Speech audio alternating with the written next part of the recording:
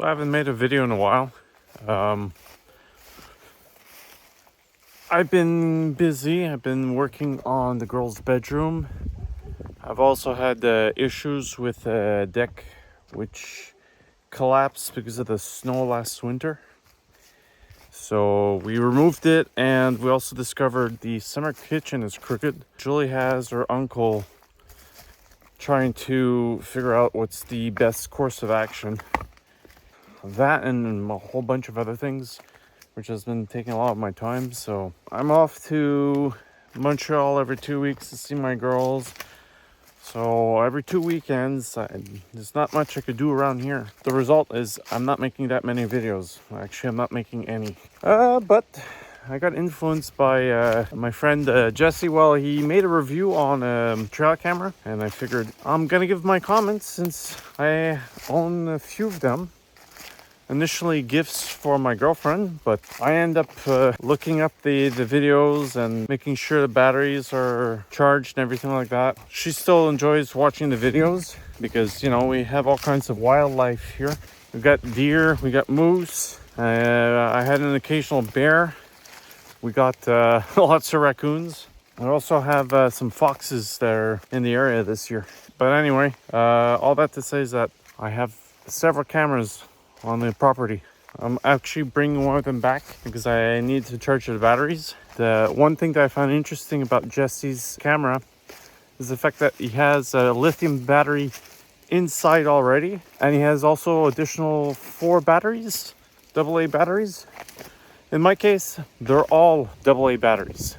That's fine, but I don't want to buy alkaline batteries constantly. You know, I tried rechargeable batteries, like traditional rechargeable batteries. I think they're nickel cadmium, if I'm not mistaken. Anyway, those batteries don't necessarily work well with all the cameras. This one in particular accepts them, even though it's recommended to use regular batteries because of the voltage. Nickel cadmium batteries tend to be 1.2 volts, while alkaline or lithium batteries tend to be 1.5. And the rest of the cameras I have, I use the lithium batteries. It's a little bit more complicated, apparently. Because of that, inside there's a controller, there's other little components, so they're a little bit more fragile. And so because of that, I have some which have failed, and it's not fantastic, you know. These are types of mounts I use. I don't use the cables that often. I find it much easier just to screw them back in like that.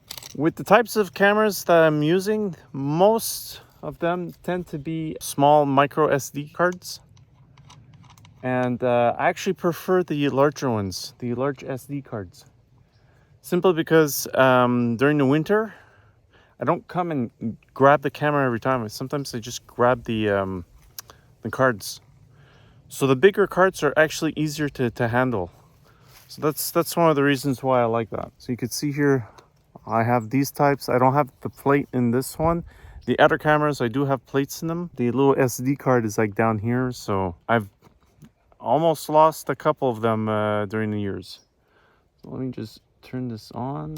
The solar panels. I find that interesting with JC's camera. Now the issue I have, as you can see as I'm walking through the forest, is that I do have a lot of shade. So in some cases, it's not going to be that useful to me, but I could see it being a useful feature. And the other thing that I noticed with his camera, which I only have one camera which connects Bluetooth Wi-Fi. And the Wi-Fi is not, I don't know what Jesse's, but the Wi-Fi is just to connect to the app. The distance between most of my cameras, they're too far away for me to connect normally. So the only camera that I use that has a function like that is the one near the house. That's fine, that's not a problem, but it wouldn't be a useful feature to all the cameras I used out here. Now, with that said, the price point that Jesse has his camera, I find it's actually it's not very expensive for all the features that you have on the camera. And the quality, the way they're made, they're quite similar to the ones I have here. And I paid between $60 to $100 each camera, roughly. So they're still cheaper than a lot of the other ones. And the one that works Wi-Fi Bluetooth, it's a little buggy. It doesn't always connect well.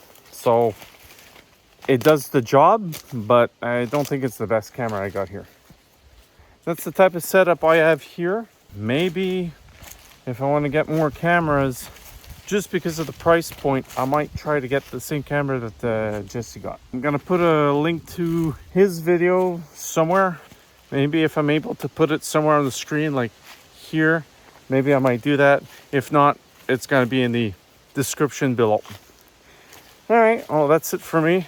I will try to be a little bit more active, or at least do a video once in a while and not wait like, 2 years or something before I do another video. All right, have a good one.